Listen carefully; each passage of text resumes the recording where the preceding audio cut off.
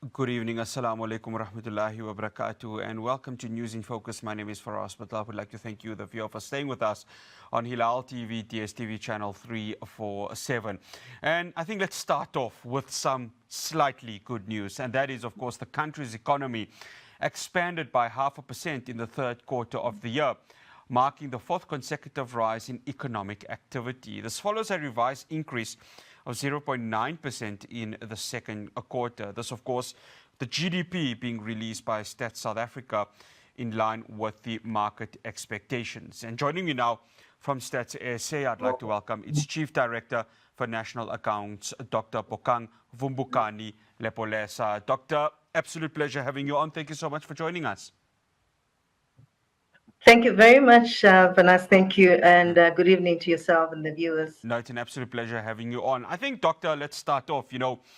How significant is this fourth consecutive quarter of growth? And a follow-up to that would be, does it signal a sustained recovery or simply a short-term blip? Certainly. So the first thing is, yes, it is significant, and you must at least celebrate it. It may be small in magnitude, but it's definitely something to celebrate. What I need to perhaps point out is that it marks, you might have seen this already in the numbers, but it marks the fourth straight positive growth, quarterly growth, and the longest streak, if you think about it, if you look at what happened after COVID, let's say since the rebound in 2021, this is the longest streak we've ever had. And so it is good, it's good news, and it signals that at least the economy is not stuck in one gear, so which is a good thing, right? But the margin is still a problem because we're talking about 0.5%, as you rightly said. 0.5% is not going to help us address all the economic issues and challenges that we have in the country. It still remains vulnerable to reversal. So we can only hope for the best, perhaps going forward. Yeah, I think you mentioned it there. When we look at quarter two, growth was revised to 0.9%.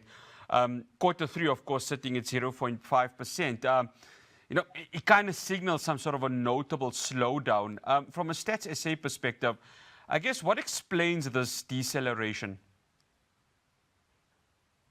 Okay, so maybe it is important for me to put things in a different perspective, to say that in as much as we're talking about continuous economic growth, we compile quarters independently and separately, right?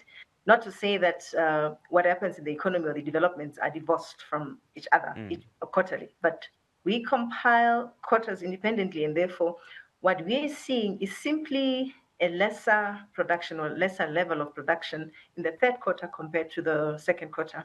And if you look at the numbers, this is evident from, if you compare both quarters 2 and 3, this is very much evident in the magnitude of growth rates.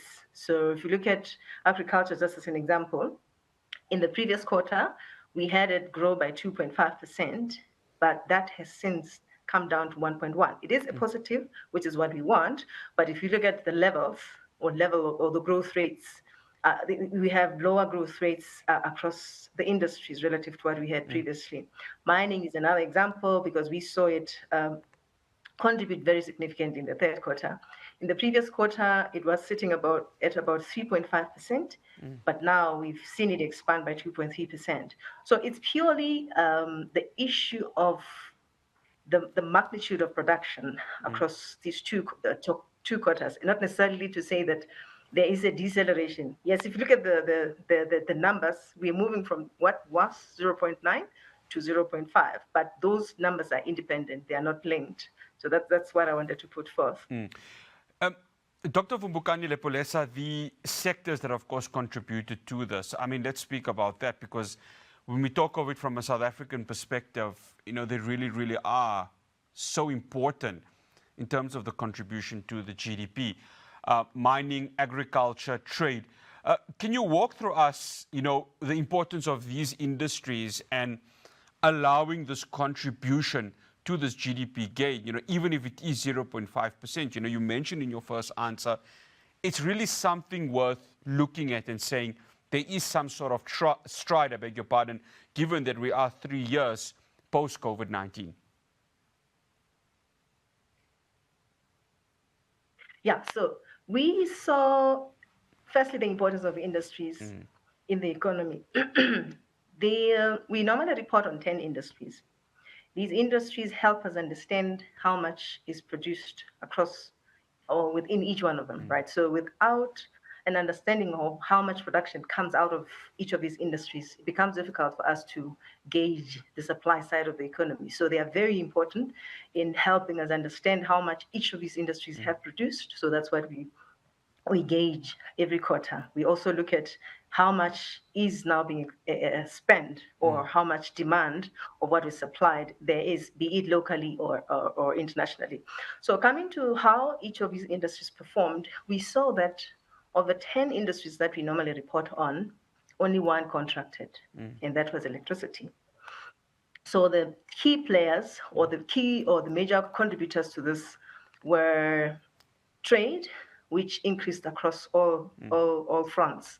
We had wholesale and retail expand. We saw an increase also in motor trade, and specifically within motor trade, we saw sales of new vehicles coming strongly, which aligns to what we saw on the expenditure side, where households were seen to be spending, and specifically in the transport equipment category. So yeah, that then aligns to the sales that we're seeing, or the trade of vehicles that we're seeing on the supply side. We also saw expansion in accommodation as well as food and beverages. And I think one thing to note, perhaps on the food and beverages side, is that we saw new restaurants coming to the fore and adding to a pool of already the good news that we had seen in the trade space. In the mining industry, we know that the platinum group metals always lead. They are the biggest. So they were the biggest contributor. We saw the industry expand by 2.3%. But if you think about it and to try to put things into perspective, that 70% of that 2.3 actually came from PGMs.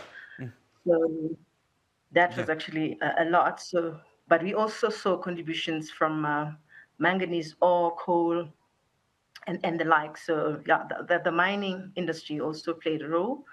Manufacturing, I'm not going to go through all of them, but just maybe the key ones. In the manufacturing industry, we also saw an increase, but the contribution of manufacturing industry was relatively low because it stood at about zero. So, but I'm talking about manufacturing because it's always important for us to look at when you look at the supply side, how much are we manufacturing? So it always becomes important for that. So within the manufacturing industry, and this links back to what I said earlier about the motor trade, we saw an increase in manufacturing of transport equipment. So you see, it's a story or a thread that starts somewhere. We start with manufacturing of cars. It translates into larger sales of cars and consumers buying more cars and so on and so forth. So that is how things have panned.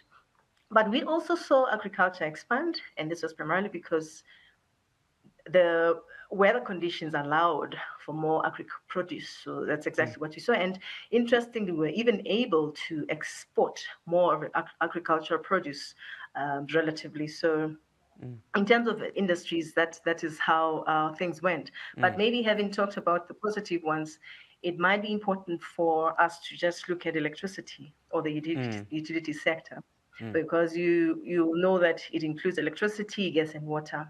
In the third quarter, we really did not have load shedding. And I think a lot of people are surprised that we are seeing less production and less consumption of electricity. What happened? There are a number of things that we can start talking about. The first is that Doctor, I have to stop you there because we've got just 2 minutes, and I have to just get this one question in. And I think if everyone wants to go see the stats, I think Stats SA's website will be able to provide that. I think in this 2 minutes, Dr. Vumbukani Lepolesa, look, nobody really knows what's going to happen in the fourth quarter, but and whenever I speak to Stats SA, you don't have that crystal ball in front of you because so much can, of course, occur during that period. But would you say that there's some sort of optimism that South Africans can look at in terms of seeing what quarter four will be in 2026, the year 2026? Listening to analysts, listening to economists, there seems to be a sense of positivity coming there. We've just got about 1 minute for that answer, Doctor. Okay, no problem. I get excited when I talk about these things because they're very close Yes. to home, right? Apologies. But anyway, so just to your point, you're correct. We do not provide any forecast. As that is saying, we work with the numbers that we compile at a particular point in time. But in terms of what we expect, I can't say much about that, right? But I should indicate that the performance that we are seeing so far is somehow signaling, recovery of what we lost, perhaps through COVID and other things that happened. But there's also a clear signal, to things like investment revival. We might recall that previously there were stories about how badly the fixed capital formation is performing, but we've seen it grow now positively by 1.6, and that's a good sign. But why I'm bringing this is because for structural reforms to happen, we need investment. So we have seen this is a positive start for us, but we can only hope that it continues from this point and that is sustained. Dr. Vumbukani Lepolesa, absolute pleasure having you on. Thank you so much for joining us. Thank you very much for having me. That's Dr. Bokang Vumbukani Lepolesa. She's South Africa's Chief Director for National Accounts. We're going to be getting an independent economist take on this after the break. I'll be speaking to Duma Kubule. Do stay tuned.